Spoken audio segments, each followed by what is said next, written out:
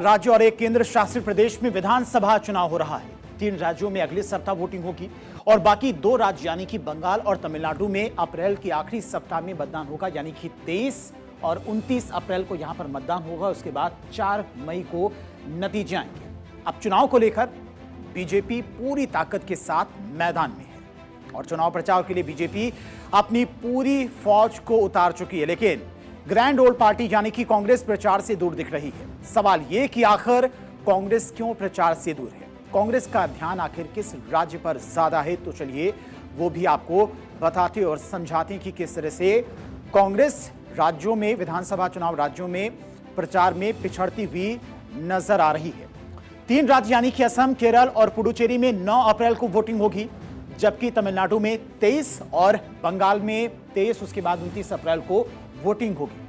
इन चुनावों को लेकर बीजेपी पूरी तरह से एक्शन मोड में आ चुकी है और तमाम दिग्गज इस वक्त प्रचार करती नजर आ रही। 3 अप्रैल को एक्शन में बीजेपी, प्रधानमंत्री नरेंद्र मोदी पुडुचेरी में पहुंचे, जहां पर उनका भव्य रोड शो हुआ। उस रोड शो में अच्छी खासी संख्या में लोग पहुंचे थे। अमित शाह असम के 3 जगहों पर उन्होंने कैंपेनिंग की, लोगों से मिले, लोगों से संवाद किया।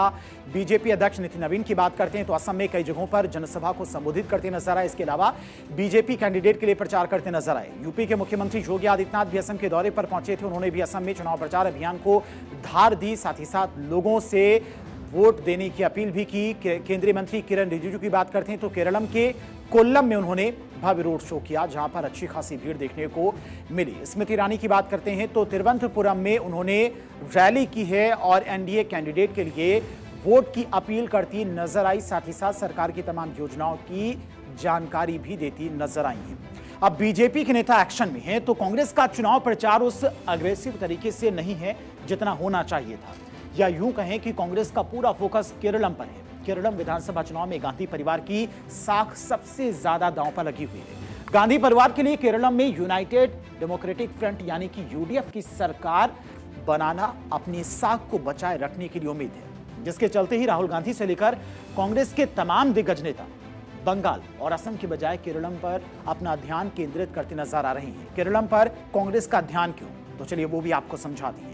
बंगाल में टीएमसी बीजेपी के बीच में सीधी जंग मानी जा रही। वहां पर कांग्रेस खुद को मान रही है कि हम उतनी मजबूत स्थिति में नहीं हैं और अकेले चुनाव लड़ने का वहां पर ऐलान किया है। तमिलनाडु और पुडुचेरी में डीएमके और एआईएडीएमके में मुकाबला है, जहां पर भी कांग्रेस उतनी मजबूत स्थिति में नहीं है। असम की बात करते तो असम में बीजेपी कांग्रेस के साथ ट्रायंगुलर मुकाबला यहां पर देखने को मिल सकता है।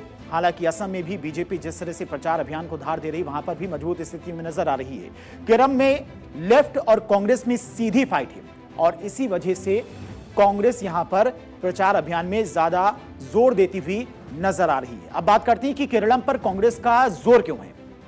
केरलम में कांग्रेस अपने आप को मजबूत स्थिति में मानकर चल रही है और इसी वजह से तमाम कांग्रेस के दिग्गज नेता यहां पर प्रचार अभियान में जुटे हुए हैं।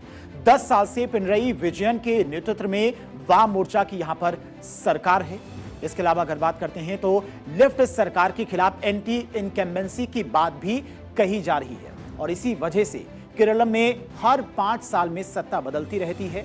और लेकिन 2021 में पिनरई विजयन इस परंपरा को तोड़ने में कामयाब रहे थे। कांग्रेस नेताओं का मानना है कि पिनरई विजयन सरकार के 10 साल के शासन के बाद जनता बदलाव चाहती है और कांग्रेस को डर है कि अगर वे लगातार तीसरी बार 2026 में हारते हैं तो राज्य में उनका सांगठनिक ढांचा पूरी तरह से मजबूत नहीं होगा बल्कि कमजोर हो जाएगा और इसी वजह से यहां पर कांग्रेस ज्यादा जोर देती हुई नजर आ रही है और प्रचार अभियान को धार देती हुई नजर आ रही, साथ ही साथ संगठन को भी मजबूत किया जा रहा है।